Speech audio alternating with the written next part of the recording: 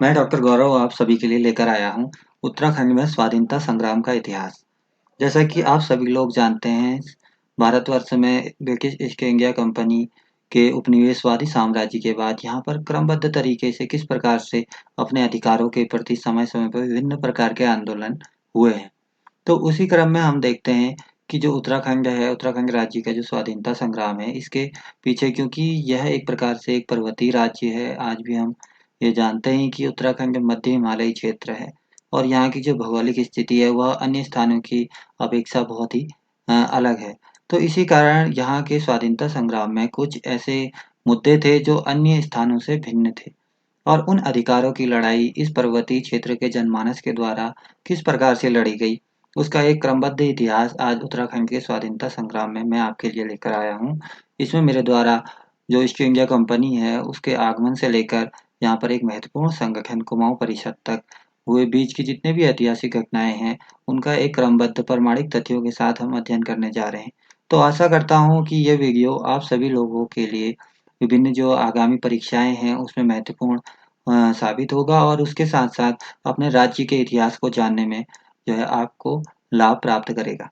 तो शुरू करते हैं आज का वीडियो कि उत्तराखंड में जो कंपनी से कुमाऊँ परिषद तक का जो शासन था, उसके बीच में क्या चीज़ें देखी गई। तो सबसे पहले हम बात करने वाले हैं कि जो उत्तराखंड है, उत्तराखंड हमारा मध्य हिमालयी क्षेत्र है।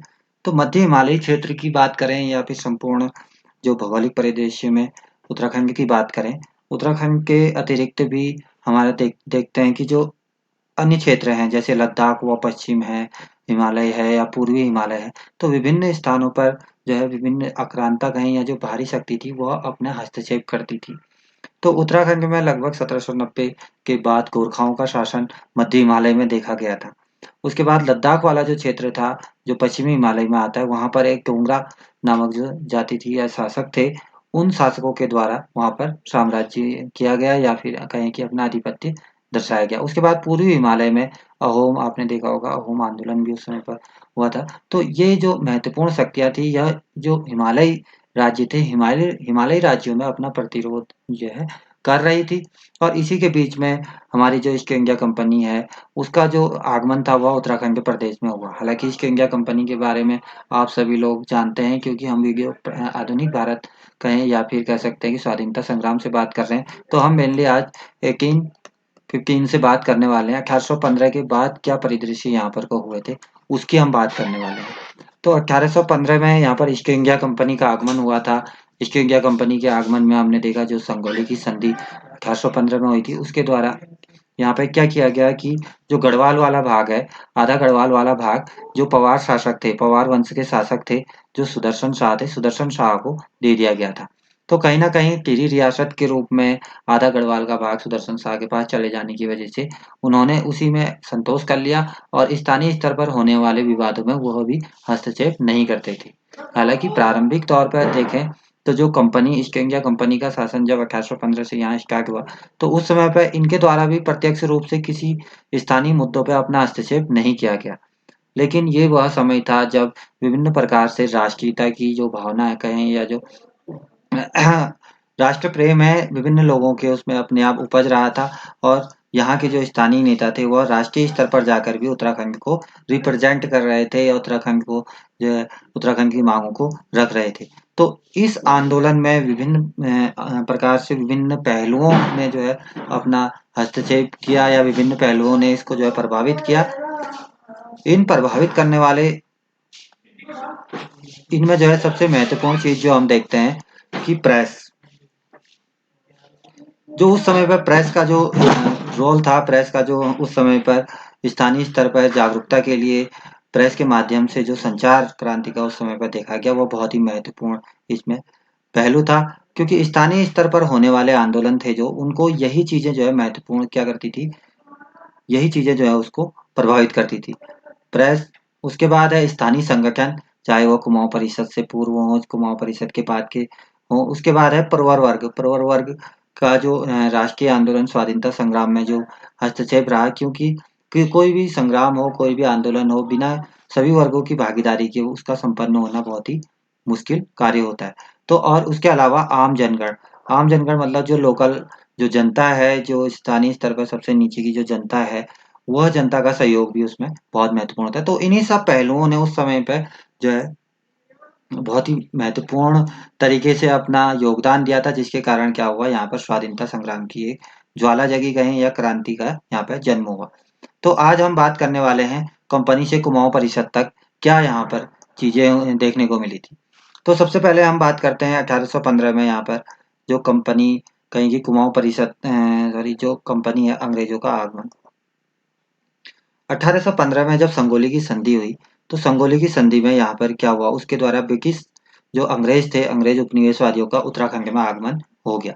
लेकिन उत्तराखंड में आगमन के बाद यहाँ पे हम देखते हैं कि अंग्रेजों के अंदर उनका जो मेन उद्देश्य वह क्या था।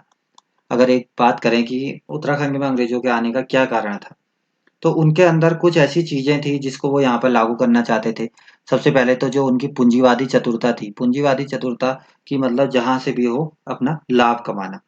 और उसके अलावा औपनिवेशिक सावधानियां, औपनिवेशिक सावधानियों से हमारा मतलब है कि उनके द्वारा उन सभी महत्वपूर्ण बिंदुओं पर जो है चर्चा की गई या उन सभी महत्वपूर्ण बिंदुओं को जो है ध्यान में रखा गया, जिससे कि क्या हो, क्योंकि नया नया शासन कहीं पे शुरू हो रहा है, तो अगर वो अपने सावधानियां नहीं बरतेंगे तो उससे क्या होगा, किसी भी प्रकार के विद्रोह होने की जो है आशंका हो सकती है।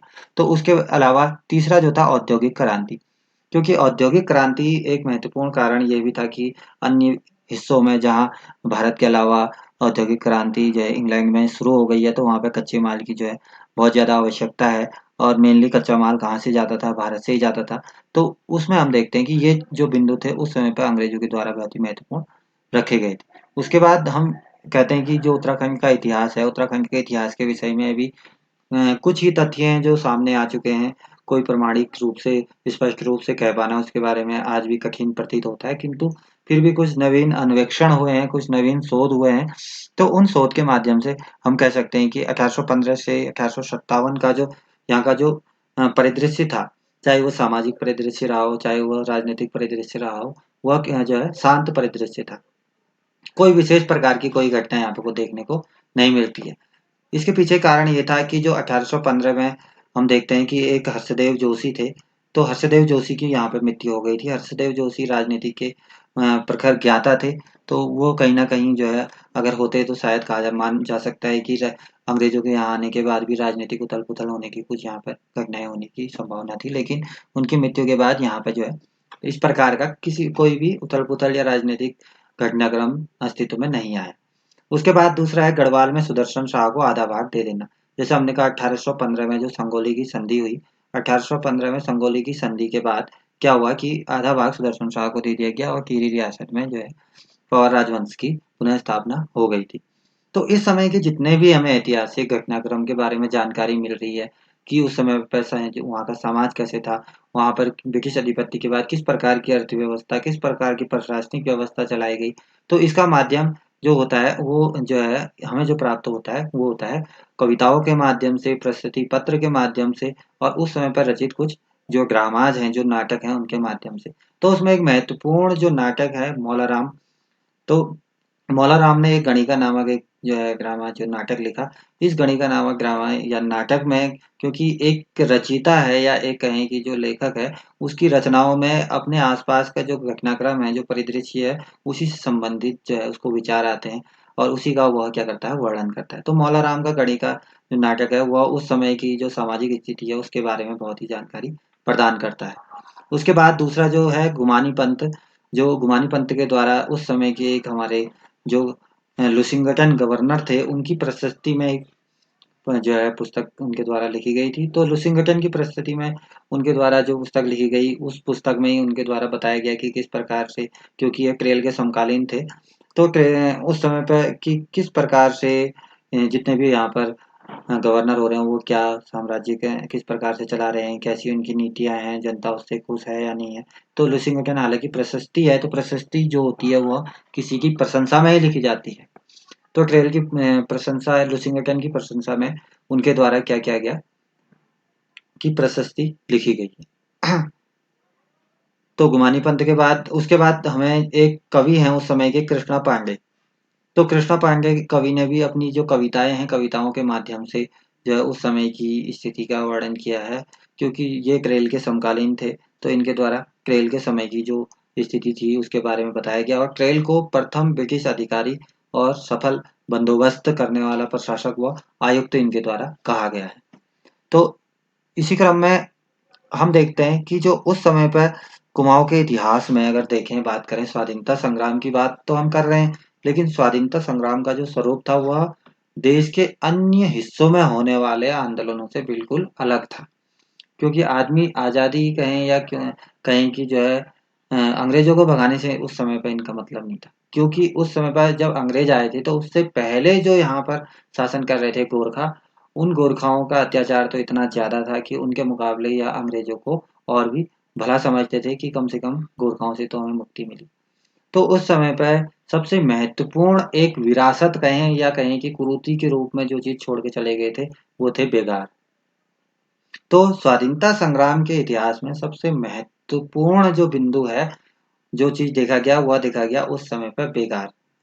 और उसके अलावा बेगार के बाद जो दूसरा था वह था वन।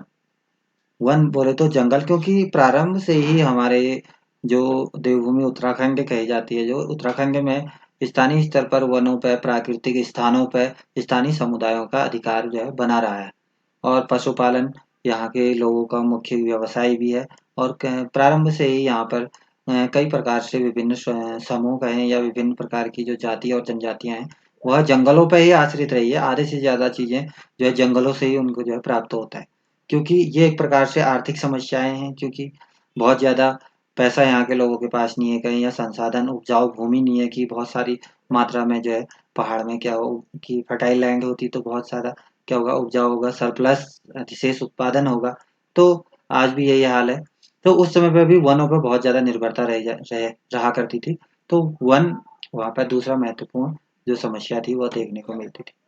उसके बाद जो अन्य समस्याएं भी थी, अन्य समस्याओं में वो बाद के समय में देखने को आई कि शिक्षा यहाँ पर नहीं है, कुछ सामाजिक कुरीतियां यहाँ पर जो है चली आ रही हैं। और इसके अलावा जो अंग्रेज हैं, अंग्रेज हमारे अपनी काउंसिल में ब्रिटिशों को बिल्कुल प्रतिनिधित्व नहीं दे रहे हैं। तो इन सभी समस्याओं के बीच में जो सबसे महत्वपूर्ण समस्या मैं कहूँगा जो थी वो थी बेगार की समस्या। तो बेगार की समस्या, बेगार क्या, बेगार भी उस समय पर तीन प्रकार से जो है बेगार के स्वरूप देखे गए थे। एक था कुली बेगार, एक था कुली उतार, एक था कुली बर्दाश्त। कुली बेगार सामान्य रूप से जो है देखने में या कहने में सभी तीनों एक ही चीज है, लेकिन तीनों का स्वरूप कुछ भिन्न भिन्न हुआ करता था। जो कुली बेगार है वह बिना किसी पैसे के जो है क्या किया जाता था, ब्रिटिशर्स को उनका सामान इधर से उधर ले जाने के लिए कुली उपलब्ध कराए जाते थे। कुली उतार में भी वही चीजें हैं, यदि कोई ब्रिटिश अधिकारी कहीं से आ रहा है तो उसके सामान को जो है उसके नियत स्थान पर पहुंचाना है, और उसके बदले में आपको किसी प्रकार का कोई श्रम का जो पैसा होता है वह नहीं दिया जाएगा। उसी प्रकार कुली बर्दायश में आपको ये ज़्यादातर अन्न या फिर कहें कि किसी प्रकार की वस्तु के रूप में भी प्राप्त किया जाता था। और इसमें कुछ कह सकते हैं कि थोड़ा बहुत आपको जो है पैसा मिल सकता था, या कहें कि आपके चीज़ के बदले थोड़ा अंश देने की जो है इसमें क्या थी, व्यवस्था थी। लेकिन कहीं न कहीं कुली बेगार हम कह सकते हैं कि बिना किसी धन के या बिना किसी पैसे के किया जाने वाला, मुफ्त में लिया जाने वाला कार्य कुली बेगार कहलाता था। और इस कुली बेगार के लिए ही समय-समय पर उत्तराखंड के इस राजनीतिक और स्वाधीनता संग्राम के परिदृश्य में बहुत सारे क्या हुए, घटनाएँ हुई। इन घटनाओं ने यहाँ पर एक क्रांतिकारी मोड़ लाकर यहाँ पर खड़ा कर दिया था। तो कुली बेगार के बारे में बात करने से पहले हम ये देखते थे कि इसका जो इतिहास था वो क्या था, कि हमने कहा कि जो यह गोरखाओं के समय से ही जो है चली आ रही थी। हालांकि इस प्रकार की व्यवस्थाएं, बेगार कहें या मुफ्त में किसी को कोई चीज सेवा देने की व्यवस्थाएं ब्रिटिश काल में नहीं, इससे पहले भी जो है माना जाता है कि चंद शासन काल में भी कुछ इस प्रकार की जो व्यवस्थाएं थी कि आपको घोड़े से इस प्रकार की मुफ्त की सेवाएं उस समय पर देनी पड़ती थी। तो संभवतः उसी का रूप कुली बेगार था जो बाद में यहाँ गोरखों के पास आया। और गोरखों का तो अत्याचार इतना ज्यादा था कि वो लोग तो किसी के घर पर अगर उन्होंने जंगल से लाकर लकड़ी रखी है तो अपने जलाने के लिए, तो उनको अगर आवश्यकता होती थी वो फ्री में उठा के उसको अपने साथ ले जाते थे और अपना काम चलाते थे।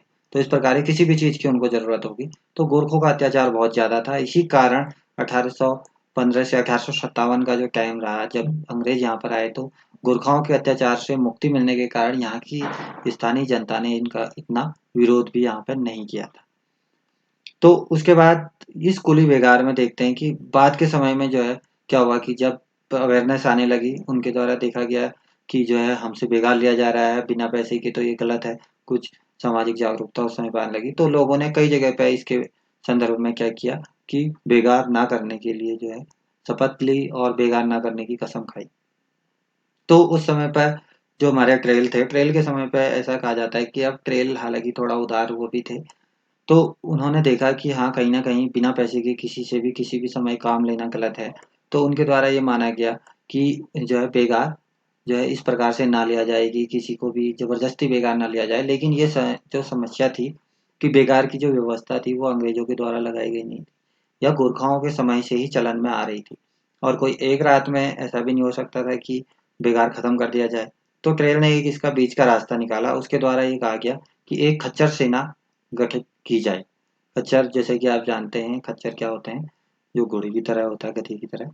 तो उसमें जो है सामान लादा जाए और उसके खच्चर सेना का काम ये होगा कि वो जो है क्या करेगा कि खच्चरों के माध्यम से कुलियों की व्यवस्था करेगा और जो ब्रिटिश अधिकारी हैं उनका सामान इधर से उधर लेकर जाएगा। लेकिन अब समस्या ये थी कि कुमाऊँ में ये देखा जाता था कि प्रारंभ से ही जाति व्यवस्था, वर्ण व्यवस्था का इतिहास अगर हम देखें, तो ब्राह्मणों के अलावा ब्राह्मणों में, क्षत्रियों में या वैश्य और शूद्रों में भी विभिन्न जातियों के होते हुए विभिन्न उपजातियाँ और उपवर्ग भी यहाँ पे बने हुए थे। तो ठाकुरों में भी उस समय पे जो है बहुत सारे उपवर्ग हुआ करते थे और एक वर्ग दूसरे को स्वयं को जो है दूसरे से उच्च मानता था। तो इस प्रकार से अब बेगार जैसी चीज करने के लिए किसी से कहा जाए तो वो कहेगा कि मैं क्यों बेगार करूं।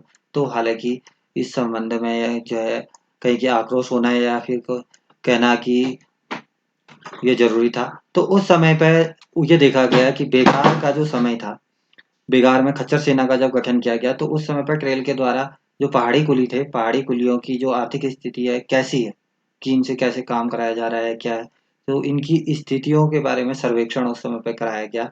उनकी मजदूरी का सर्वेक्षण कराया गया कि कितना कमा लेते हैं, कितना। तो खच्चर सेना का जो इम्पोर्टेंट फैक्ट है इसमें है कि 1822 में ट्रेल के समय पर गठन किया गया।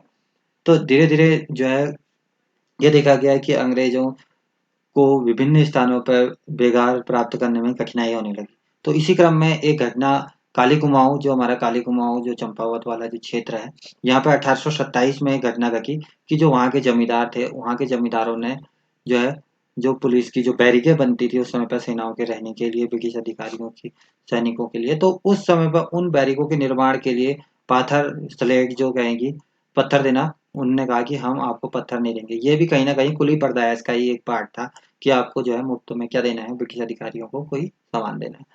तो 1827 में पाथर देने से जब इनकार कर दिया, तो 1830 से 38 के बीच का जो समय था, उस समय पे कई स्थानों पे जो है बेगार न देने के लिए मनाही होने लगी कहें कि, या फिर लोग जो है उसके लिए क्या करने लगे, आंदोलन करने लगे। तो इस समय पे देखते हैं कि इस बेगार का जो काम था, बेगार का उस समय पे कुमाऊँ वासियों में जो ज्वलंत मुद्दा ये कहें कि क्या था, स्थानीय स्तर पर अपने अधिकारों की लड़ाई में जो ज्वलंत मुद्दा था, वो यही था कि हम बेगार नहीं देंगे। तो इस समय पे जो रैमजे थे, 1857 की जब क्रांति यहाँ पर हुई थी, 1857 की क्रांति तक, हालांकि छुटमुट रूप से हमने देखा कि कुछ स्थान पर क्या हो रहा है कि बेगार ना देने के लिए लोगों द्वारा मना किया जा रहा है। लेकिन सबसे ज्यादा परेशानी तो रैमजे के समय पे हुई जब 1857 के दौर में रैमजे को कुली जो है उपलब्ध नहीं हो पाए। तो ऐसा कहा जाता है कि रैमजे को जेल जेल के जो उस समय पे बंद कैदी थे उनसे जो है कुलियों का काम कराया गया था। तो ये रैमजे का काल था कि रैमजे ने जो है जेल के कैदियों को उस समय पे क्या किया कि कुली का काम कराया। तो उसी बीच जो है 1857 का जो विद्रोह था वह हो गया। आप लोग तो जानते हैं कि 1857 का विद्रोह अब उत्तराखंड में ही नहीं हुआ। हालांकि इसकी जो अगर बात करें 10 मई को कहाँ से, मेरठ मेरठ से ये शुरू हुआ था। रोटी और कमल इसमें जो है एक निशान हुआ करता था क्रांति का, और कुछ लोगों के द्वारा माना जाता है कि यह प्रथम स्वतंत्रता संग्राम था, और कुछ इतिहासकारों ने इसको सिपाही महीने की या कहीं की सिपाही विद्रोह की संज्ञा दी। कुछ लोगों ने इसे प्रथम स्वतंत्रता संग्राम भी कहा। तो इस प्रकार से 1857 का जो यहाँ पर स्वरूप देखा गया, क्योंकि ये काल जो था रैमजे का काल था, और उस समय पर जो स्थानीय स्तर पर अगर देखते हैं तो कुछ रूप में जो यहाँ के गवर्नर गए हैं, जो रैमजे थे, वो जो है जनता के लिए थोड़ा-सा पोलाइटली जो है ज़्यादा जो है व्यवहार किया करते थे। तो यहाँ पर जो मेनली बेगार का जो प्रश्न था, उसी को लेके जो है यहाँ पर क्रांति की जा रही थी, या कहें कि उसी के लिए लड़ाई यहाँ पर लड़ी जा रही थी। तो 1857 से अभी तक जो है जनता ने देखा कि लगभग 42 वर्षों में यहाँ पे विभिन्न गवर्नर हुए, जिसमें प्रथम गवर्नर कौन थे? गार्डनर थे, उसके बाद ट्रेल, उसके बाद कोवन, उसके बाद लुशिंगटन, उसके बाद बैटन, और बैटन के बाद जो है रैमजे ने अपनी कमान संभाली थी। और उस कमान संभालते ही क्या हुआ, 1857 की क्रांति हो गई। अब इनको कमान संभाले हुए हालांकि 15 महीने हुए थे, 15 माह हुए थे, और यहाँ पर 1857 की क्रांति जो है हो गई। लेकिन रैमजे ने अपनी सूझबूझ से उस क्रांति का जो अस्तित्व था उसको कम कर दिया। अन्य किसी स्थान पर मतलब क्रांति की कोई घटना यहाँ पर देखने को नहीं मिली, क्योंकि रैमजे जो है हालांकि इनको 15 माह हुए थे अपना शासन संभाले हुए, लेकिन पिछले कई 15 सालों से ये जो है कुमाऊं में रह रहे थे, तो इनको यहाँ की सारी गतिविधियों के बारे में पता था। तो इस संबंध में एक विद्रोह जो हमारे कुमाऊं में हुआ, उस विद्रोह में सबसे महत्वपूर्ण विद्रोह हुआ जो काली कुमाऊं के जो प्रभावशाली क्रांतिकारी थे, जिसमें कालू मेहरा जो इम्पोर्टेंट यहाँ पर देखा जाता है कि कालू मेहरा जो हमारे क्रांतिकारी स्वतंत्रता संग्राम के प्रथम जो क्रांतिकारी थे कालू मेहरा। ऐसा माना जाता है कि एक क्रांतिकारी जो फजहल नाम के क्रांतिकारी थे, इनके संपर्क में जो है कालू मेहरा रहा करते थे। और इसके साथ ही वाजिद अली शाह जो हमारे अवध के नवाब थे, वाजिद अली शाह, तो इनसे भी जो है कुशासन के आरोप में अवध का विलीनीकरण कर दिया था 1856 में, आप लोगों को पता है, अंग्रेजों के द्वारा। तो ये भी जो है अंग्रेजों को देख के गुस्से में थे। तो उनको पता चला कि जो है उत्तराखंड में भी कुछ इस प्रकार से ब्रिटिश विरोधी घटनाएं हो रही हैं। तो उन्होंने वाजिद अली शाह ने क्या किया कि एक पत्र लिखा, पत्राचार के माध्यम से कालू मेहरा को जो है पत्र लिख के कहा कि ठीक है, आप क्रांति करिए, और क्रांति करिए और अंग्रेजों को यहाँ से भगाइए। इन्होंने सब जगह क्या कर रखा है कि कहर मचा के रखा है। तो इसी बीच जो कालू मेहरा थे और उनके जो काली कुमाऊं के कुछ क्रांतिकारी थे, उनके द्वारा ब्रह्मदेव थाने पर हमला कर दिया गया। तो ब्रह्मदेव थाने पर हमला करने की वजह से वहां पर जो पुलिस वाले थे, उन लोगों के द्वारा अंग्रेजों को सूचना दी गई कि काली कुमाऊं में 1857 की क्रांति के दौरान क्या हुआ, ब्रह्मदेव थाने पर जो है क्या कर दिया गया, हमला कर दिया गया। तो अंग्रेजों के द्वारा 8 जनवरी 1858 को एक घोषणा की गई कि जितने भी काली कुमाऊं के जो विद्रोही हैं कहें, या जितने भी लोग इधर से आउट चल रहे हैं, क्योंकि ये लोग क्या थे कि तराई के क्षेत्र में जाके जो है जो विद्रोहियों की सेना थी जो वहां आई हुई थी, उनके साथ जाके मिल गए थे। तो 8 जनवरी 1858 की घोषणा के बाद इनको वापस लौटने का फरमान जो है जारी कर दिया गया। और फरमान जारी करने के बाद बिश्ना सिंह और आनंद फरत्याल जो थे इसमें महत्वपूर्ण 2 आदमी, ये तो वापस आ गए। तो इनको इसके बाद क्या कर दिया गया, फांसी पर चढ़ा दिया गया। लेकिन कालू मेहरा उस समय पे वापस नहीं आए। संभवतः ऐसा माना जाता है कि बाद में जब कालू मेहरा भी जो है अपने काली कुमाऊं पहुंचे, तो अंग्रेजों ने इन्हें पकड़ के भी क्या कर दिया, फांसी पे लटका दिया। तो ये वो समय था जब 1857 की क्रांति के दौरान इस प्रकार की घटनाएं यहाँ पर को होने लगी। तो बेसिकली 1856 से 1884 का जो समय था, ये जो है रैमजे का काल माना जाता है, रैमजे का युग माना जाता है। और ये वही काल था जब राष्ट्रीय पुनर्जागरण जो है प्रारंभ हुआ था, चाहे वो उत्तराखंड के परिप्रेक्ष्य में कहें, चाहे वह भारत के परिप्रेक्ष्य में कहें। तो उत्तराखंड के परिप्रेक्ष्य में क्या ऐसी घटनाएं थी, हालांकि प्रारंभ में भी हम बात कर चुके हैं कि इसके पीछे क्या क्या फैक्ट थे। तो ये राष्ट्रीय पुनर्जागरण में जो महत्वपूर्ण कुछ संगठन थे, जो स्थानीय संगठन थे, क्योंकि हम बेसिकली उत्तराखंड की बात कर रहे हैं, तो उत्तराखंड के जो कौन से संगठन थे क्रमबद्ध तरीके से, उनको मैंने पीपीटी में यहाँ पर लगाया है, आप लोग जैसे कि जान रहे हैं। तो ये 1870 में अल्मोड़ा में गिवेंगिंग क्लब की स्थापना की गई। अल्मोड़ा गिवेंगिंग क्लब मतलब एक प्रकार से, क्योंकि किसी भी प्रकार से अगर आपको अपनी बात रखनी है तो समूह के माध्यम से ही आप रख सकते हैं। तो उस समय पे अल्मोड़ा के कुछ युवक या कहें कि जो व्यक्ति थे, उनके द्वारा 1870 में अल्मोड़ा गिवेंगिंग क्लब की स्थापना की गई। और उसके साथ ही 1868 में, इससे 2 वर्ष पूर्व ही, हिंदी का पहला समाचार पत्र समय विनोद प्रकाशित होने लगा था। तो ये उत्तराखंड के परिप्रेक्ष्य में बहुत ही महत्वपूर्ण समाचार पत्र था, जो उस समय पर प्रारंभ में सबसे पहला समाचार पत्र था जिसने क्या किया कि यहाँ पर स्थानीय मुद्दों की बात करें या स्थानीय स्तर पर जो घटनाक्रम है उनको अपने समाचार पत्र में छापने का काम शुरू किया। तो 1870 में अल्मोड़ा की बैंकिंग क्लब के बाद उसके 1 वर्ष बाद ही अल्मोड़ा अखबार नाम से एक न्यूज़पेपर, स्थानीय न्यूज़पेपर यहाँ पर निकाला गया। तो ये जो घटनाएं थी ये अल्मोड़ा में हो रही थी उस समय पर। हम देखते हैं अल्मोड़ा अखबार और अल्मोड़ा में जो है घटनाक्रम है हुआ, काली कुमाऊं जो चंपावत, अल्मोड़ा और पिथौरागढ़ से लगा हुआ क्षेत्र है, तो यहाँ के जो लोग थे वो काफी एक्टिव उस समय पे हो रहे थे। उसके अलावा 1901 में गढ़वाल में भी गढ़वाल यूनियन की स्थापना की गई। तो 1902 में पुनः एक हैप्पी क्लब, हालांकि ये काफी समय बाद का है, लेकिन कालक्रम की दृष्टि से क्योंकि याद करने में आसानी है इसलिए मैंने बहुत सारी चीजों को आपको एक साथ ही दे दिया। तो और 1902-03 में गढ़वाल समाचार, और 1905 में गढ़वाली, और उसके बाद 1908-09 में पौड़ी में एक युवक संघ की स्थापना, और 1914 में प्रेम सभा की स्थापना काशीपुर में की गई। तो ये सब क्रमबद्ध तरीके से जो है छपने वाले समाचार पत्र थे। समाचार पत्रों में स्थानीय स्तर के जो मुद्दे थे, चाहे वह बेकार का मुद्दा हो, चाहे वो वनों का मुद्दा हो, चाहे वह स्थानीय स्तर पर किसी भी प्रकार के जो अन्य अधिकार है उनका मुद्दा हो, वो मुद्दे जो है इन समाचार पत्रों में छपने लगे। तो इस प्रकार से प्रेस की जो एक महत्वपूर्ण भूमिका यहाँ पर देखने को मिली। तो 1857 की क्रांति का स्वरूप, हालांकि हमने कहा कि काले कुमाऊं में कालू मेहरा की फांसी के बाद जो है हाल एक छोटा सा स्वरूप देखने को मिला, लेकिन क्रांति के इस स्वरूप के अलावा जो महत्वपूर्ण चीजें जो उस समय पर राष्ट्रवाद की जो भावना सामने आ रही थी, उसमें जो कारक थे, एक तो प्रेस, स्थानीय संगठन, और दूसरा एक था औपनिवेशिक शिक्षा। औपनिवेशिक शिक्षा, क्योंकि ब्रिटिशर्स के बारे में हालांकि मैं क्या सभी लोगों को मानना पड़ेगा कि उन लोगों ने कुछ सामाजिक और यहाँ पर कुछ ऐसे सुधार भी किए जिससे कि क्या हुआ कि हमें एक प्रकार से शिक्षा के रूप में हमारी कुछ कुरीतियों को नष्ट किया, और हमें भारत में शिक्षा का प्रचार प्रसार किया, यातायात और ट्रेन रेल के रूप में हमें जो है कुछ नई सौगातें भी उनके द्वारा दी गई। तो 1857 में 1847 में देखो, 1857 की क्रांति से 10 वर्ष पूर्व ही एक रुड़की इंजीनियरिंग कॉलेज की स्थापना जो है कर दी गई, जो तकनीकी विश्वविद्यालय आज के दिन भी हमारे पास है। तो सबसे पुराना देखो, आज़ादी की लड़ाई से 10 वर्ष पूर्व 1847 में यह कॉलेज जो है स्थापित कर दिया गया था, और 10 वर्ष बाद इसका कॉलेज का नाम 1854 में लगभग कुछ वर्ष बाद थॉमस इंजीनियरिंग कॉलेज रख दिया गया, जो वर्तमान में भी ये उस समय से ही भारत का ही नहीं, एशिया का प्रथम तकनीकी जो है क्या है कॉलेज है। उसके बाद एक विद्यालय इनके द्वारा 1871 में रैमजे इंटर कॉलेज की स्थापना की गई, जो बाद के समय में जो है रैमजे इंटर कॉलेज, और उसके बाद 1896 में मैसमोर कॉलेज पौड़ी में स्थापित किया गया। तो ये दो जो जो इंटर कॉलेज थे, उस समय पे इनके जो पढ़ने वाले बच्चे थे और यहाँ पढ़ाने वाले जो स्थानीय स्तर पर जो शिक्षक थे, उनके द्वारा यहाँ पे क्या किया गया, राष्ट्रीयता की भावना का पाठ इनको पढ़ाया गया। कह सकते हैं कि राष्ट्रीयता की भावना उस समय के जो मुद्दे थे क्रांतिकारी विचारधाराओं के लिए, जो बाद में इन्हीं कॉलेजों में पढ़ने वाले बच्चों ने बाद में जो है भारत में जो उत्तराखंड के स्वाधीनता संग्राम में क्या किया, अपनी महत्वपूर्ण भूमिका उस समय पे दी। उसके अलावा उत्तराखंड में ही 1874 में सत्य धर्म प्रकाशनी सभा की स्थापना की गई थी।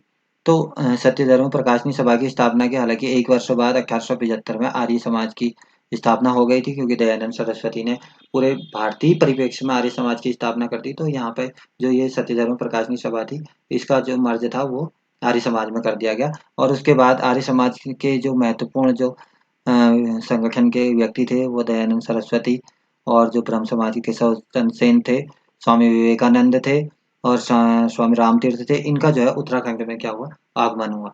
उत्तराखंड में आगमन हुआ, और इन लोगों को जो है देखा गया कि उत्तराखंड की जनता किस प्रकार से अंग्रेजों के साथ जो है किस प्रकार के आंदोलनों में लिप्त है, या किस प्रकार की मांगे वहां पे उठाई जा रही है, इस पे जो है इनके द्वारा क्या किया गया, बात की गई। उसके बाद आते हैं दूसरा, भारतीय राष्ट्रीय कांग्रेस। 18 दिसंबर 1885 को क्या हुआ कि भारतीय राष्ट्रीय कांग्रेस की स्थापना हो गई, मुंबई में हुई थी, आप लोगों को पता है।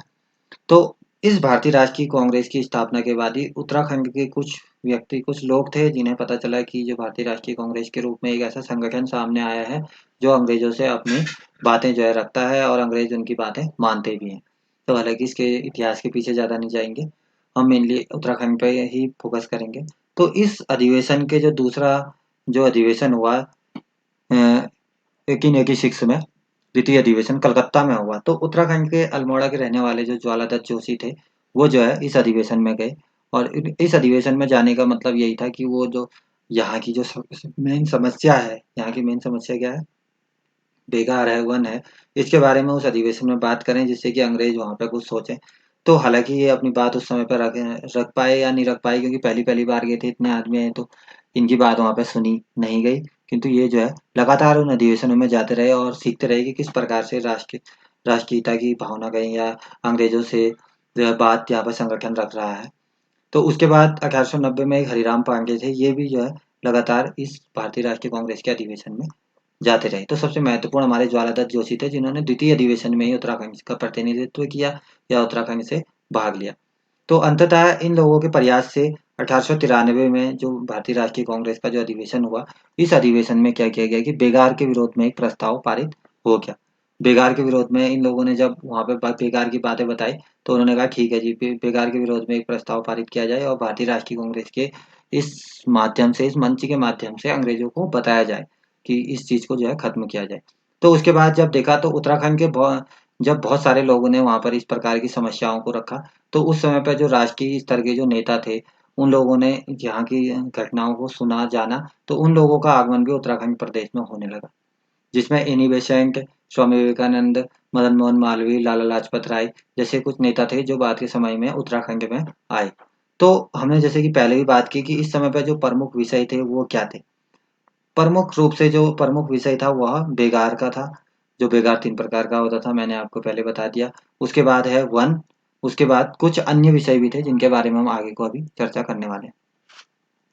तो बेगार के प्रश्न की बात जहाँ तक थी, तो हमने कहा कि जो बेगार है यह हमारा जो इससे पहले गोरखा थे, गोरखाओं के द्वारा ही हमको विरासत में देके गए थे और अंग्रेजों ने भी उसको नियमित रखा, क्योंकि उन्हें भी इस प्रकार की आवश्यकता बहुत पड़ रही थी। तो बेगार एक प्रकार से यहाँ पे व्यक्तिगत आत्मसम्मान का विषय हो गया था। अब कोई भी अंग्रेज अधिकारी, गोरा व्यक्ति आ रहा है, वो अगर उसे देख रहा है कि कोई यहाँ उत्तराखंड का है, वो कहेगा चल भाई सामान उठाओ और मेरे साथ चलो, ले चलो। तो हर किसी को अपने आत्मसम्मान की बात लगेगी। आजकल तो कई लोग जो है घर का काम करने में भी जो है अपने आत्मसम्मान पे वो कर देते हैं। तो ये तो जो है अंग्रेज जो एक विदेशी शक्ति थी, उनका काम करने की बात थी। तो ये आत्मसम्मान यहाँ पे जो है इनकी डिग्निटी का सवाल हो गया था। उसके बाद द्वितीय स्तर पे जो चीज़ थी वो थी वन, और वन जो था इनके आर्थिक सम्मान का विषय था। जैसे कि हमने कहा कि वनों पे हमारा जो उत्तराखंड मध्य हिमालयी क्षेत्र का जो पहाड़ का जो जनमानस है, वो वनों पर पूर्ण रूप से निर्भर है। किस लिए? क्योंकि आज के समय पे तो सबके पास पक्के मकान है। उस समय पे घर की झोपड़ी, जानवरों के गोठ से लेके, जानवरों के चारे से लेके, जलाने वाली लकड़ी तक समस्त चीज़ें जो है वनों से ही क्या प्राप्त की जाती थी। तो उस समय पे ये दूसरा जो महत्वपूर्ण बिंदु था, ये आर्थिक समान था। तृतीय अन्य विषय की बात हम आगे करने वाले हैं।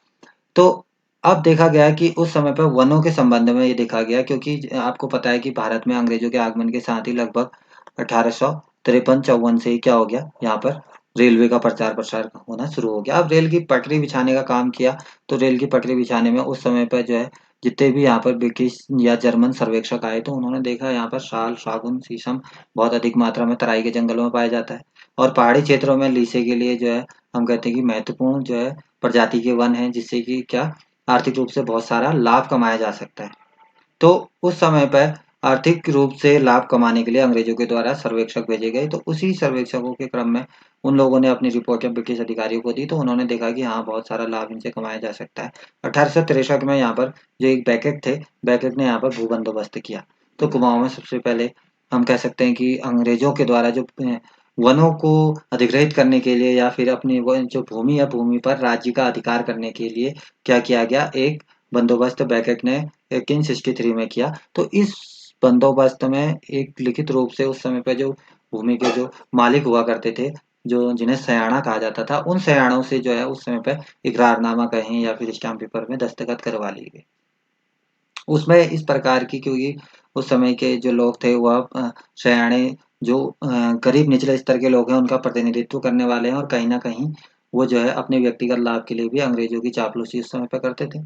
तो अंग्रेजों के द्वारा उनसे जो साइन करवाए गए, इकरारनामा लिया गया, उसमें सबसे महत्वपूर्ण तो बरदायश की बात, बरदायश जो हमने कहा कि किसी वस्तु के रूप में या फिर वो प्राप्त करते थे, तो इसको बने रहने देने के लिए। उसके अलावा जो चरागाह थे, चरागाह जो वनों में चरागाह हुआ करते थे, जहाँ पर ग्रामीण जो है स्थानीय स्तर पर अपने पशुओं को चराने के लिए ले जाते थे, उनके लिए घास-फूस लाते थे, तो इन पे भी जो है इनका अधिकार सीमित कर दिया गया कि आपको जो है विशेष इन वनों के बीच में जाके आपको चरागाह में जो है चारा लाने की अनुमति नहीं है, या कह सकते हैं कि जो, क्योंकि वो आर्थिक रूप से क्या है, बहुत ही महत्वपूर्ण वन है।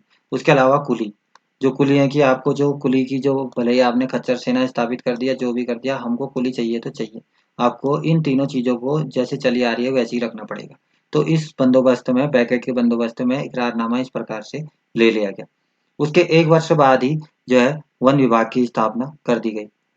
तो बहुत ही महत्वपूर्ण है, बार-बार पूछा भी जाता है वन विभाग की स्थापना पूरे भारत के स्तर पर कहें तो 1864 में ही वन विभाग की स्थापना हो गई थी और वन विभाग की स्थापना के बाद क्या हुआ कि 1868 में इसके 4 साल बाद मेजर पियर्सन ने कुमाऊँ का जो वन प्रबंधन था इसको संभाला। और इस समय पर जितना भी प्रशासन हो रहा है, ये प्रशासन कहाँ से, संयुक्त प्रांत कहें या फिर संयुक्त प्रांत जिसकी राजधानी उस समय पे क्या लखनऊ हुआ करती थी।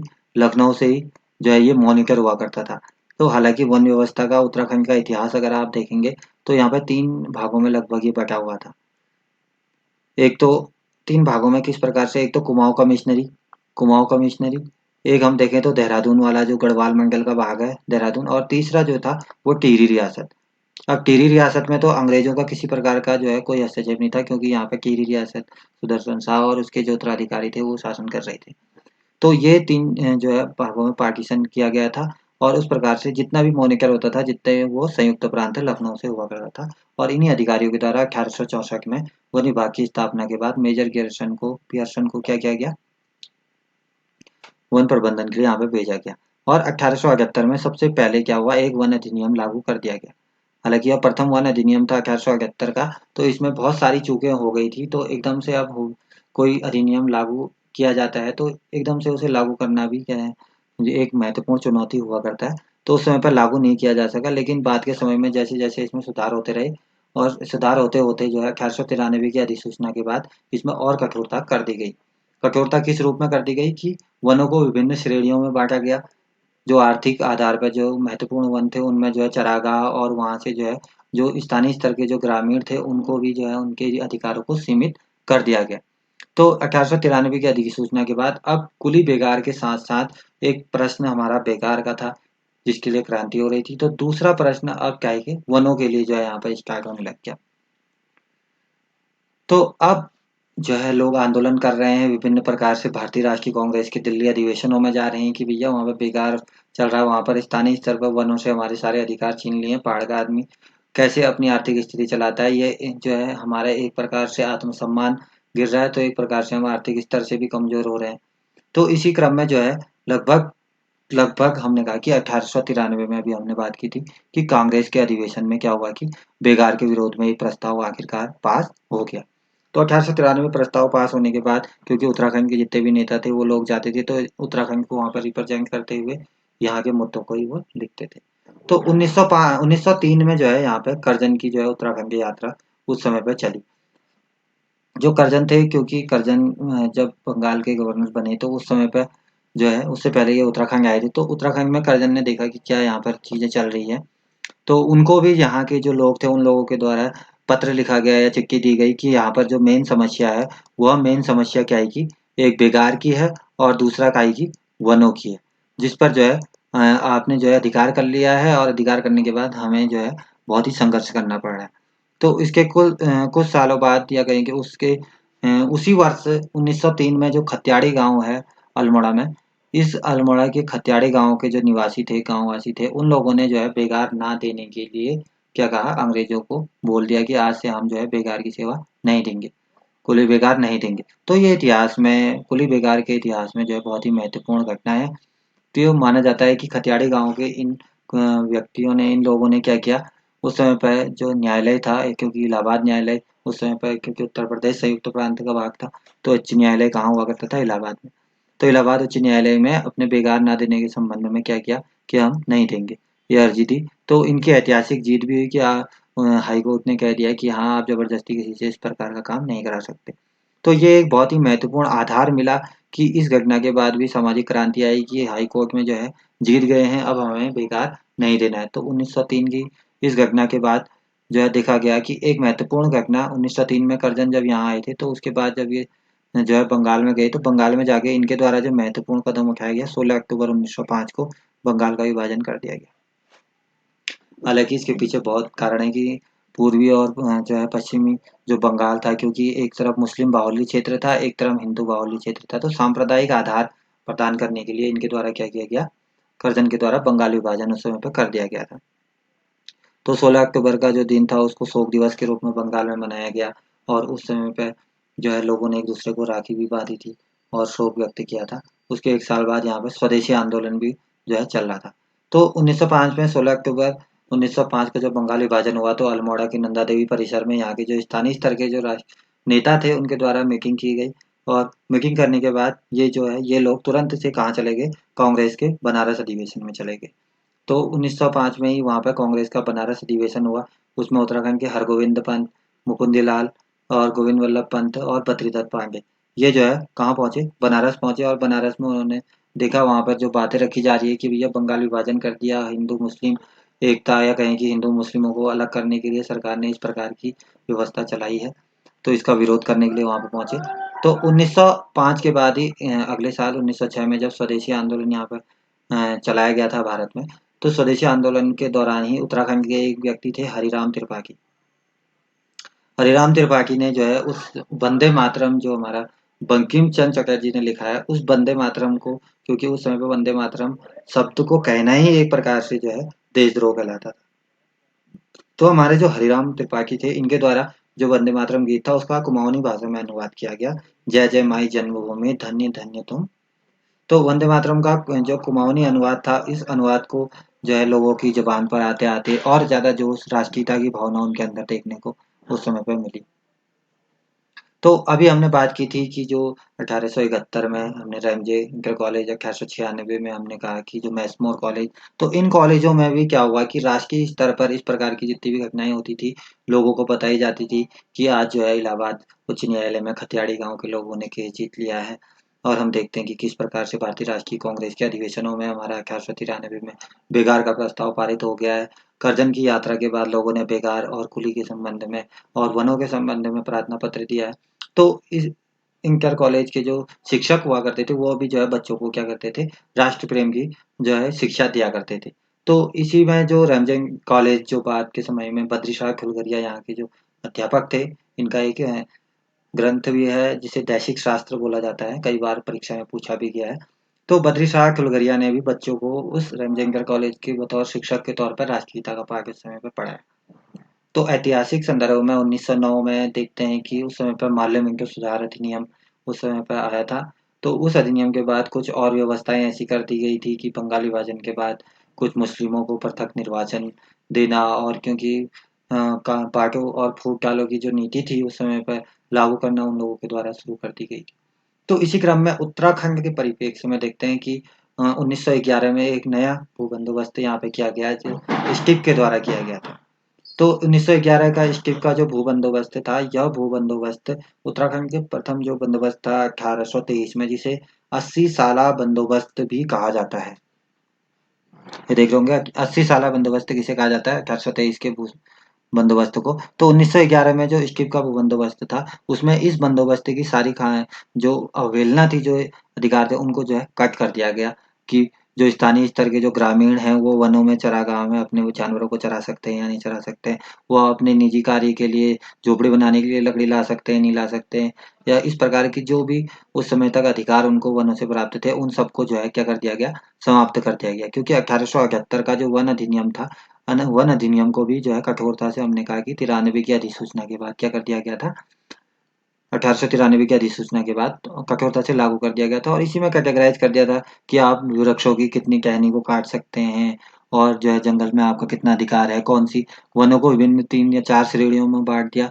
प्रथम श्रेणी के वनों में जो है आज के समय में तो राष्ट्रीय उद्यान और इस प्रकार से भी बांटा जाता है, लेकिन उस समय पर ऐसी संकल्पना थी कि जो साल शीशम सागुन या कहें कि बहुमूल्य लकड़ी के जंगल है वहां पर किसी को भी जो है आने की आज्ञा ना दी जाए। तो इस प्रकार से स्टिप के भू बंदोबस्त में भी स्थानीय स्तर के जो अधिकार थे उनको जो है क्या कर दिया गया, नजरअंदाज कर दिया गया।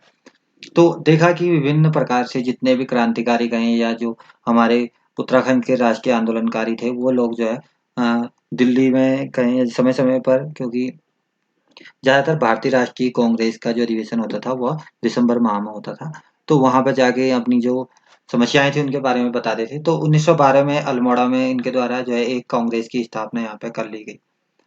तो अभी तक जो कांग्रेस था, कांग्रेस के अधिवेशनों में इनके द्वारा जाया जा रहा था और वहां पर अपनी मांगे रखी जा रही थी। अब इन्होंने अपनी उत्तराखंड की एक शाखा कांग्रेस की खोल दी 1912 में।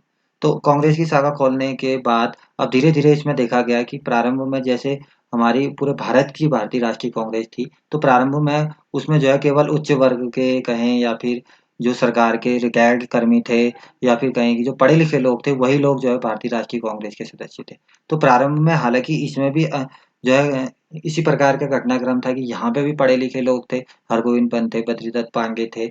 ये इन लोगों के द्वारा ही क्या किया जा रहा था, भले ही जो है राष्ट्रीय स्तर पर कांग्रेस के अधिवेशनों में जाया जा रहा था, चाहे उत्तराखंड के परिप्रेक्ष्य में बात की जा रही थी, तो इन्हीं लोगों के द्वारा पढ़े-लिखे लोगों के द्वारा ही अपनी माँगें रखी जा रही थी। लेकिन धीरे-धीरे समाज के अन्य वर्गों को भी अपने साथ लाना जो है बहुत ज़रूरी हो गया था, क्योंकि क्रांति अगर आपको करनी है, अगर किसी चीज़ की लड़ाई लड़नी है, तो सभी वर्गों को एकजुट होकर आना बहुत ज़रूरी है।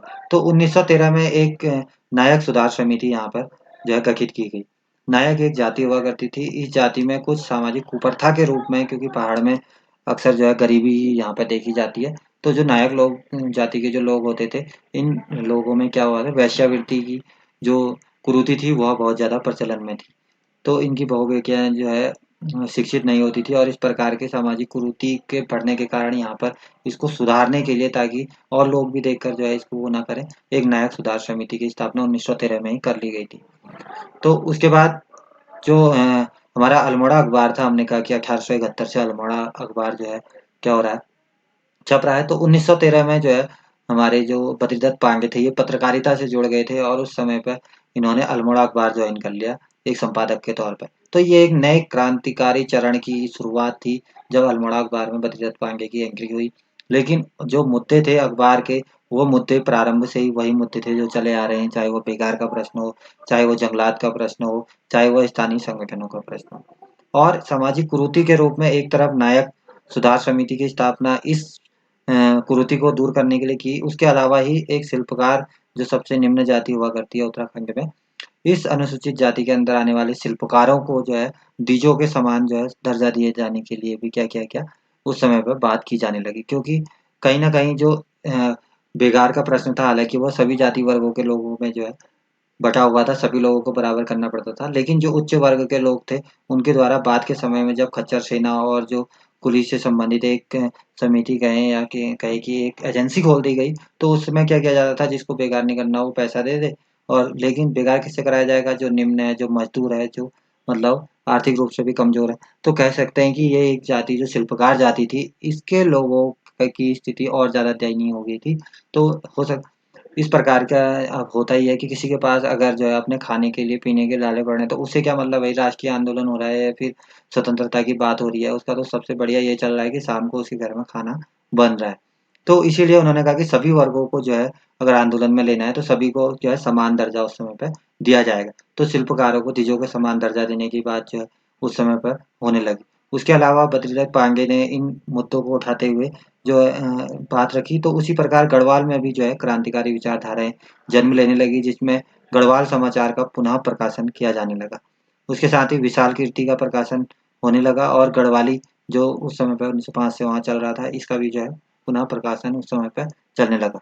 इसके अलावा ही जौहार घाटी जो हमारी पिथौरागढ़ वाला जो क्षेत्र है यहाँ पे भी 1912 में एक जौहार उपकारणी सभा की स्थापना की गई। जौहार उपकारणी सभा की स्थापना करने का कारण था कि स्वदेशी कार्य यहाँ पे किए जाएँ क्योंकि स्वदेशी कार्य से संबंधित तो बातें समय-समय पे हो रही है कि आप स्वदेशी अपनाओ, अंग्रेजों को जो है भगाओ और खुद पे यहाँ पे डिपेंड रहो। तो 1913 में ये घटनाक्रम होने के बाद 1913 में ही एक प्रारंभ से ही चली आ रही टमटा सुधारणी सभा जो प्रारंभ से ही जो है क्या कर रही थी, कार्य कर रही थी समाज सुधार के रूप में, उसको जो है शिल्पकार सभा के नाम से जो है उसको विलय कर दिया गया या शिल्पकार सभा का गठन उस समय पे कर दिया गया। तो अब ये शिल्पकार सभा का जो काम था वो वही काम था कि शिल्पकारों को द्विजों के समान दर्जा देने के लिए क्योंकि प्रारंभ से ही ऋग्वैदिक काल, उत्तर वैदिक काल से ही क्या होता था कि जो शिल्पकार जो चतुर्थ वर्ण है इसको उपनयन संस्कार करने की अनुमति नहीं दी जाती थी। आपको पता है उत्तर वैदिक काल में महिलाओं और इन शिल्पकार कहें या जो चतुर्थ वर्ण है इसको उपनयन संस्कार की मनाही कर दी गई।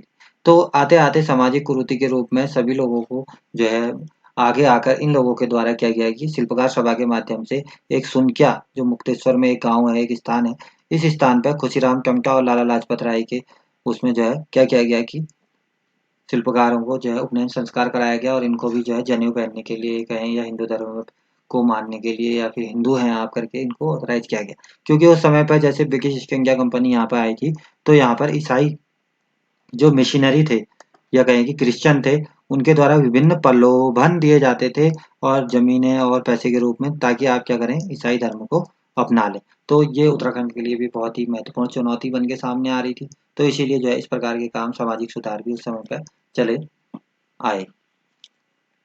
तो उसके बाद यहाँ पर जो है कुमाऊँ परिषद की स्थापना हुई 1916 में। इससे हम कह सकते हैं कि सुसंगठित संघर्षों के साल ये थे।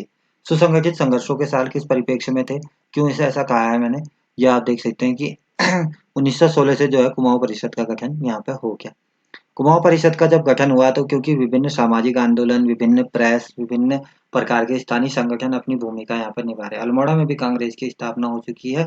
गढ़वाल में भी विभिन्न स्थानीय जो समाचार पत्र हैं वो क्या कर रहे हैं कि अपने स्तर से इन चीज़ों को छाप के जो है आगे बढ़ा रहे हैं। तो अल्मोड़ा में ही कुछ समय रहे रास बिहारी बोस, ये फिर बाद में एफआरआई जो देहरादून है, फॉरेस्ट रिसर्च इंस्टीट्यूट वन अनुसंधान, यहाँ पर नौकरी करते थे। तो यहाँ से ही इन रास बिहारी बोस जो सुभाष चंद्र बोस के गुरु भी थे, बाद में इन्होंने ही जो है आज़ाद हिंद फौज की स्थापना भी की थी। तो इन्होंने जो है देहरादून में रह के राष्ट्रीयता की भावना का प्रचार प्रसार किया। हालांकि 1911 में एक हार्डिंग बम कांड हुआ था, तो उसमें इनकी जो है सहभागिता बताई गई और उसके बाद इन पर केस हुआ था। फिर ये यहाँ से भाग गए थे और वहाँ जाके इन्होंने फिर आज़ाद हिंद फौज की स्थापना की थी लगभग 1943 के आसपास। तो रास बिहारी बोस जो अल्मोड़ा में भी रहे थे, ये देहरादून में सक्रिय रहे। इन्होंने जो है उत्तराखंड के परिप्रेक्ष्य में भी जो कहें कि राष्ट्रीयता की भावना को आगे बढ़ाने में महत्वपूर्ण कदम उठाया। उसके बाद 1916 में जो है होम रूल लीग की स्थापना जो है अल्मोड़ा में हुई। देखो 1916 में कुमाऊँ परिषद की स्थापना से पहले कहीं की विभिन्न प्रकार के घटनाक्रम वहाँ पे चल रहे थे। विभिन्न प्रकार के नेताएं थे जो अलग अलग विचारधाराएं उस समय पे रखते थे। जो होम रूल लीग है, ये होम रूल लीग वैसे बाल गंगाधर तिलक और इन्हीं बेशंक का था, जो ये महाराष्ट्र और बम्बई में चला करता था। तो उसी की तर्ज पर यहाँ पे भी होम रूल लीग की शाखाएं खोली गई। तो होम रूल लीग की शाखाओं के जो समर्थक थे, ये जो समर्थक थे, तिलक के समर्थक के अलावा सभी ने कहा कि प्रथम विश्व युद्ध में आप अंग्रेजों का साथ दो। क्योंकि उस समय पर देखो 1914 से 1918 तक का जो समय था, ये था प्रथम विश्व युद्ध का समय। और अंग्रेजों के द्वारा ये कहा गया कि भारतीयों से आओ हमारी सेना में भर्ती हो जाओ। और भर्ती होने के बाद उन्होंने ये आश्वासन दिलाया कि जब प्रथम विश्व युद्ध समाप्त होकर इंग्लैंड की विजय हो जाएगी, तो हम भारत को कह सकते हैं कि क्या आज़ाद कर देंगे, आपको जो है स्वशासन दे देंगे। तो कहीं न कहीं जो उदारवादी नेता थे, उदारवादी नेताओं ने मान लिया कि अंग्रेज़ों ने कहा है तो ठीक है, इनके साथ लगो भई, प्रथम विश्व युद्ध में सैनिक भेजो, इनकी मदद करो। तो लेकिन जो तिलक थे, जो हमारे गरम दल के नेता भी रहे हैं तिलक, उन लोगों ने कहा ना, इस प्रकार से हम अंग्रेज़ों का किसी भी प्रकार से सहयोग नहीं करेंगे। तो होम रूल लीग की स्थापना के बाद यहाँ पर देखा कि ये जो वर्ष थे, राष्ट्रीय चेतना के वर्ष थे, राष्ट्रवाद के वर्ष थे और प्रथम विश्व युद्ध का समय था। अब अंग्रेजों के पास जो है महत्वपूर्ण ये था कि वो प्रथम विश्व युद्ध में बहुत सारा जो है उनका ध्यान आकर्षित हुआ और बहुत सारा धन और जन उसकी आवश्यकता उन्हें होती थी। तो 1916 में ही क्या हुआ, कुमाऊँ परिषद की स्थापना जब यहाँ पर हुई, तो परिषद के उद्देश्य क्या थे? परिषद के जो उद्देश्य थे, परिषद के उद्देश्य यहाँ के जो बेकार है, यहाँ के जो वन है, यहाँ पर स्थानीय स्तर पर जो हमारा रिप्रेजेंटेटिव कहें या यहाँ पर जो हमारा प्रतिनिधि है, वो ब्रिटिश काउंसिल में कैसे पहुँचे, यहाँ की सामाजिक कुरीतियाँ कैसे दूर हो, यहाँ के जितने भी वन है उन पर किस प्रकार से हम अधिकार कर सकें और अंग्रेजों को यहाँ पर जो है कह सकें कि अंग्रेजों से अपने अधिकारों को प्राप्त कर सके। यही परिषद के उस समय पे महत्वपूर्ण उद्देश्य थे। तो इसकी स्थापना में कहते हैं कि उस समय जिस समय पे 1916 में जब इसकी स्थापना हो रही थी, तो उस समय पे हालाँकि राष्ट्रीय स्तर पर जो हमारी इंडियन नेशनल कांग्रेस थी, उसका 1916 का जो अधिवेशन हुआ था, वो लखनऊ में हुआ था। अंबिका चरण मजूमदार ने इसकी अध्यक्षता की थी। तो इसमें जो है इस समय पर जो जितने राष्ट्रीय स्तर के नेता थे, जो 2 भागों में उस समय पे बाँटे गए थे, जिनको बोलते हैं गरम दल और नरम दल। तो गरम दल के जो नेता थे, गरम दल के नेता हमारे तिलक लाल बाल पाल और एक थे हमारे उदारवादी, जिन्हें बोलते हैं नरम दल। तो ये स्कीमर्स बोलते हैं इनको और इनको बोलते हैं लिबरल। तो ये जो उदारवादी नेता थे, उदारवादी नेताओं के द्वारा कहा जाता था, ये जो है प्रार्थना पत्र लिखते थे। प्रार्थना पत्र में सेवा में श्रीमान या कहें कि जो भी लॉर्ड, ये हमारी समस्या ये है, इस प्रकार से हमारे जो है कुली बेगार देने में जो है असमर्थता है, तो आप इसको बंद करेंगे। प्रार्थना पत्र लिख के इन्होंने कहाँ भेजना है, अंग्रेज अधिकारी को भेजना है। लेकिन गरम दल के नेता कहते थे कि इस प्रकार से अनुनय विनय की जो राजनीति है, ये नहीं हो पाएगी भैया। इनके जो स्वभाव थे सीधे जो है गरम दल के नेता मार पीट गए हैं या फिर उग्रवादी स्वभाव के थे। हालांकि उग्रवादी शब्द इनके लिए यूज करना ठीक नहीं होगा। तो इस समय पर इसकी जो स्थापना हुई उससे पहले जो 1916 का लखनऊ अधिवेशन था, उसमें जो है गरम दल, नरम दल और एक उस समय पर मुस्लिम लीग, तो मुस्लिम लीग जो थी, ये तीनों समूह जो है एक हो गए थे। तो इन तीनों के समूह के एक होने से क्या हुआ कि राष्ट्रीय स्तर पर एकता का एक परिचय कहें या फिर एकता कायम उस समय पर हो गई थी। तो उत्तराखंड के परिप्रेक्ष्य में जो है 1916 में जो है इस अधिवेशन में जहाँ पर ये सब एक हुए थे, सबसे ज्यादा प्रतिनिधि वहां पर पहुंचे थे। तो इसी से प्रेरित होकर उन्होंने कुमाऊं में भी जो है कुमाऊं परिषद की स्थापना की। कुमाऊं परिषद की स्थापना के बाद जो है 1918 में विक्टर मोहन जोशी जो थे, इन्होंने क्रिश्चियन फ्रेंड्स एसोसिएशन की स्थापना की, जो बाद में क्रिश्चियन यंग पीपुल सोसाइटी कहलाई। तो ये क्रिश्चियन थे, कहें कि इन्होंने क्रिश्चियन धर्मों को जो प्रमोट करने के लिए ही उन लोगों के लिए ये संस्था उस समय पर बनाई थी। लेकिन जो हमारी कुमाऊं परिषद है, कुमाऊं परिषद के जो उद्देश्य थे वो क्या उद्देश्य थे, तो कुमाऊं परिषद के उद्देश्य ये थे कि कुमाऊं की जितनी भी सामाजिक आर्थिक समस्याएं हैं, इनका हल हमें खोजना है। तो इन समस्याओं में सबसे पहले जो समस्या थी, कुली बेगार, जंगलात, भू बंदोबस्त, जंगलात मतलब वन, ठीक है, और समाज सुधार, चाहे वह शिल्पकारों को दिजों से के बराबर दर्जा देने की बात हो, चाहे वो नायक सुधार समिति हो, चाहे वह अन्य किसी प्रकार की महिलाओं से संबंधित समाज सुधार। उसके अलावा शिक्षा, क्योंकि बहुत ही कम स्तर पर शिक्षा का प्रसार था, जो लोग शिक्षा पाते थे वो उच्च वर्ग के हुआ करते थे, या कहें कि जो ब्रिटिश अधिकारी थे उन्हीं के बच्चों को शिक्षा यहाँ पे दी जाती।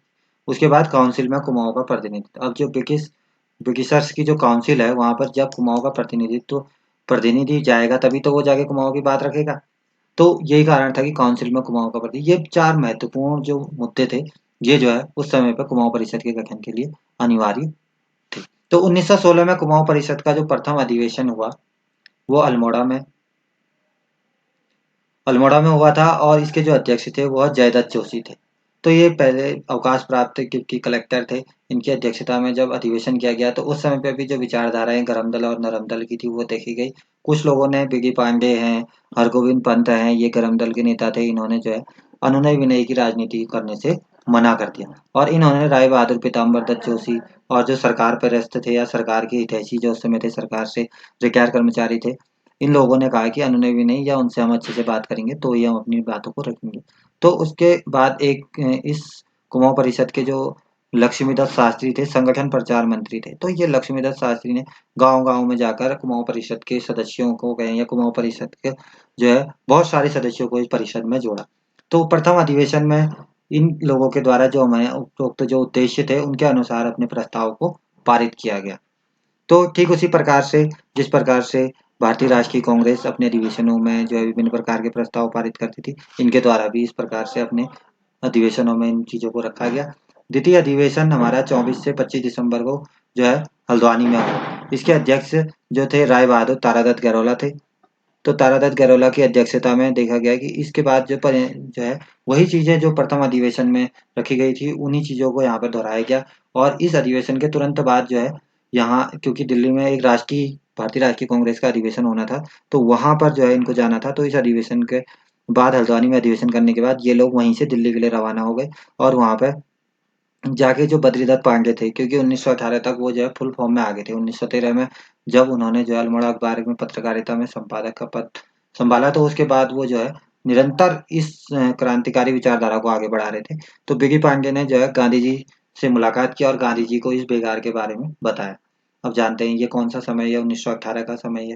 हालांकि 9 जनवरी 1915 को ही क्या हो गया था, महात्मा गांधी हमारे भारत लौट गए थे। तो 1915 में 9 जनवरी को महात्मा गांधी आ गए थे। 15 के बाद 2-3 साल हुए थे। उन्होंने पहले, क्योंकि गोपाल कृष्ण गोखले जो उनके गुरु थे, उन्होंने कहा पहले आप 1-2 साल तक देखो, भ्रमण करो, उसके बाद जाके जो है राजनीति में कूदना। तो उसके बाद लगभग 2-3 वर्षों तक महात्मा गांधी का भ्रमण ही चलते रहा, और उसके बाद फिर उन्होंने प्रत्यक्ष रूप से कहें कि 1920 के बाद ही यहाँ पर राजनीतिक रूप से अपनी सहभागिता निभाई थी, जब असहयोग आंदोलन चला था। तो बीडी पांडे ने गांधी जी को जब बताया कि ऐसा ऐसा बात है, तो उन्होंने कहा ठीक है, ये चीज है, मैं आऊंगा उत्तराखंड और इसके बारे में फिर वहां पर जो है आंदोलन हम करेंगे। तो बीडी पांडे ने जो अपना स्थानीय जो अखबार था उसमें जो है संपादक के तौर पर एक लेख छापा, जिसमें लोमस की मालूशाही, लोमस जो थे ब्रिटिश अधिकारी थे, तो उनका किस प्रकार से जो है उनका कह सकते हैं कि शासन था, उस शासन को चुनौती देते हुए उसको जो है एक लेख उनके संदर्भ में छापा, तो उससे उन्हें अपनी बेइज्जती लगी। तो लोमश की मालूशाही नामक एक लेख छापने की वजह से जो है अल्मोड़ा अखबार को क्या कर दिया, रोक दिया गया, क्योंकि एक 1878 में एक वर्नाकुलर प्रेस एक्ट आया था। 1878 का जो वर्नाकुलर प्रेस एक्ट है, इसके तहत जो है इस पर कार्रवाई हुई और इसकी जमानत जब्त करते हुए इसे बंद कर दिया गया। तो अब एक अखबार तो स्थानीय बंद हो गया, तो ऐसा नहीं था कि सभी चीजें और अखबार कुछ पौड़ी में भी चल रहे हैं, कुछ जो है गढ़वाल में चल रहे हैं। तो पौड़ी का एक जो अखबार हमने कहा पुरुषार्थ नामक अखबार था, तो उसने जो है इस घटना को कि किस प्रकार अल्मोड़ा अखबार को बंद कर दिया है, एक प्रेस की स्वतंत्रता को ही छीन लिया है, तो उन्होंने एक उसमें आर्टिकल छापा, उसमें लिखा एक फायर में 3 शिकार, कुली, मुर्गी व अल्मोड़ा अखबार। तो इस प्रकार से अपना ये बताया कि किस प्रकार से कुली की, क्योंकि कुली से संबंधित जो बातें हैं उस समय पे ज़्यादा रखी जा रही थी, तो उसको भी दबाया, और जो उसको बात को आगे रख रहा है उसको ही जो है क्या कर दिया कि अखबार को ही बंद कर दिया। तो उसके बाद भी क्रांतिकारी विचारधारा रुकने का नाम नहीं ले रही थी। इन लोगों के द्वारा 1918 में ही एक देशभक्त प्रेस की स्थापना की गई और अल्मोड़ा अखबार की जगह पर शक्ति नाम से एक साप्ताहिक पुनः एक समाचार पत्र का प्रकाशन शुरू कर दिया। तो अब ये 1918 का जो समय था, ये समय था कि अब प्रथम विश्व युद्ध भी समाप्ति की ओर है 1918 में। तो उन्हें लगा 1918 में कि अब प्रथम विश्व युद्ध जब समाप्त हो जाएगा तो अंग्रेजों ने कहा था कि आपको स्वशासन प्रदान कर दिया जाएगा। सभी नरम दल के नेता खुश हुए थे कि हमें जो है प्रशासन में क्या मिलेगा, कि हमको फिर से प्रशासन मिलेगा, या कहें कि हमें शासन करने के लिए हमारी बात सुनी जाएगी, अंग्रेज चले जाएंगे, आज़ाद कर देंगे। लेकिन क्या हुआ कि प्रथम विश्व युद्ध जैसे 1918 में समाप्त हुआ, 1919 में एक ऐसा कानून पारित कर दिया गया जिसे रॉलेट एक्ट बोला। तो रॉलेट एक्ट जब 1919 में पारित हुआ तो इस रॉलेट एक्ट को कहा गया कि बिना वकील, बिना अपील, बिना दलील का जो है कानून था, क्योंकि इसके तहत नाम मात्र शंका होने पर ही किसी व्यक्ति की गिरफ्तारी की जा सकती थी। तो इस एक्ट के आने के बाद यहाँ पर भी कुमाऊं में भी पता चल गया कि अंग्रेज हमारे हितैषी नहीं है, कहीं ना कहीं ये लोग हमें आसानी से ऐसे आज़ादी देने वाले नहीं है। तो इस क्रम में यहाँ पर एक सत्याग्रह लीग की जो है स्थापना की गई, क्योंकि अब 1917 1918 से 1917 में चंपारण सत्याग्रह हो गया था। तो सत्याग्रह का कॉन्सेप्ट कहीं ना कहीं गांधी जी ने वहां दिया, तो यहाँ भी जो है सत्याग्रह लीग की स्थापना कर दी गई। और कुमाऊं में जो है और गढ़वाल में विभिन्न जगहों पर इस रॉलेट एक्ट के विरोध में रॉलेट एक्ट की समीक्षा करने के लिए क्या सभाएं करनी शुरू कर दी। उसके बाद 1919 में एक नायक सुधार जो हमारी 1913 में जिसका गठन किया गया था, उसकी प्रथम सभा या प्रथम बैठक की गई कि किस प्रकार से जो नायक जाति है उसकी जो एक सामाजिक कुरीति जो हमने बात की थी कि वेश्यावृत्ति के रूप में समाज में व्याप्त है, ये कितनी ठीक हो पाई या क्या किस स्थिति में है। हालांकि बहुत वर्षों बाद इसका सम्मेलन हो पाया। उसके बाद 1920 में जो है मोतीलाल नेहरू जो है अल्मोड़ा आए। तो इन चीजों को देखते हुए मोतीलाल नेहरू ने जो है अल्मोड़ा में आकर इस चीजों को देखा। तो उसके बाद इसी बीच में जो कुमाऊं परिषद था उसका तीसरा अधिवेशन जो है पौड़ी गढ़वाल में किया गया। अब देखो कुमाऊं में तो 2 अधिवेशन हो ही गए थे, क्रमशः काशीपुर में और हल्द्वानी में। तो उन्होंने कहा ना, सॉरी, अल्मोड़ा और हल्द्वानी में। तो उसके बाद उन्होंने कहा कि अब एक तृतीय अधिवेशन जो है पौड़ी गढ़वाल में किया जाए और गढ़वाल के लोगों को भी कुमाऊं परिषद में बहुत ज्यादा मात्रा में जो है क्या किया जाए, ऐड किया जाए। तो इस तृतीय अधिवेशन के जो अध्यक्ष थे वो राय बहादुर बद्रीदत्त जोशी थे। अब इससे पहले जो हमारे गैरोलॉजी अध्यक्ष रहे वो भी गढ़वाल गए थे, तो उनको भी इस अधिवेशन में सम्मानित किया गया था। और इसके जो उद्देश्य या कहेंगे जो प्रस्ताव थे वो उस समय पर भी 2 ही प्रस्ताव थे, एक था वन, एक था बेगार। तो वनों से संबंधित जो प्रस्ताव था वो प्रेम वल्लभ पांडे ने प्रस्तुत किया और बेगार से संबंधित जो प्रस्ताव था वो मथुरा दत्त नेथानी ने प्रस्तुत किया। तो तृतीय अधिवेशन में वही प्रस्ताव वहां पे फिर से लाए गए। उसके बाद देखा कि जो है क्या हुआ कि 1919 का रॉलेट एक्ट की बात की हुई है, देश में जो है रॉलेट एक्ट के रूप में जो ये काला कानून लागू कर दिया गया, ये बहुत गलत है। गढ़वाल कुमाऊं में की सभाएं हो रही है। तो उसके बाद इस अधिवेशन के बाद ही तुरंत दिल्ली के अधिवेशन के लिए ये जो स्थानीय जो नेता थे, जो बीडी पांडे थे, वो चले गए कांग्रेस के अमृतसर अधिवेशन में। तो बीडी पांडे जब कहते हैं कि कांग्रेस के, क्योंकि उस समय पर फिर जलियांवाला बाग हत्याकांड इस समय पर हो गया था 1919 में।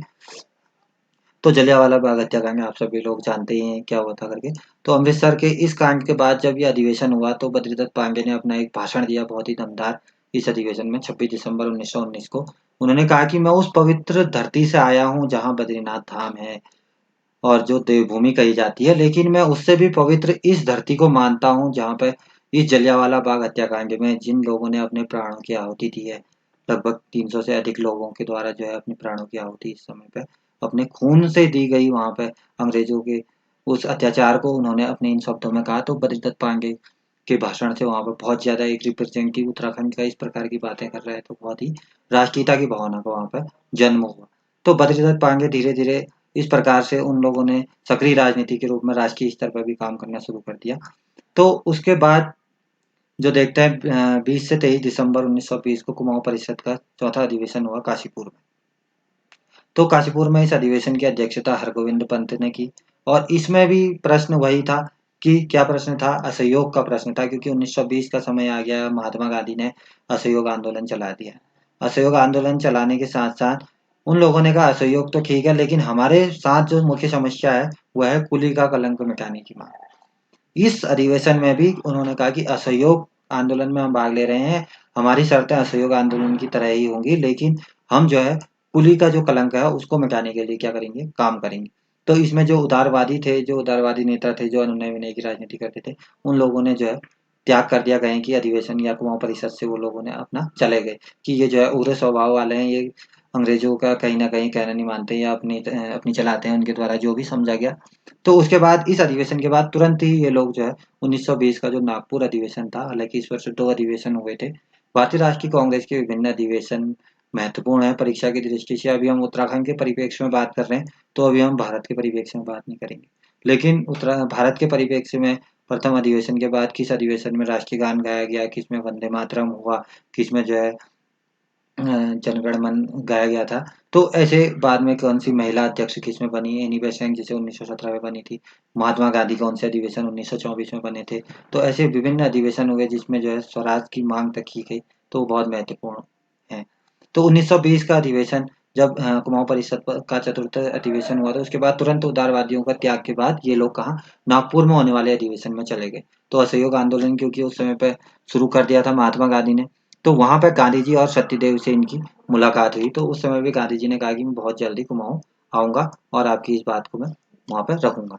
तो बागेश्वर के एक चामी गाँव में अब इनके सामने जो समस्या है, वो समस्या क्या है? कुली की समस्या है।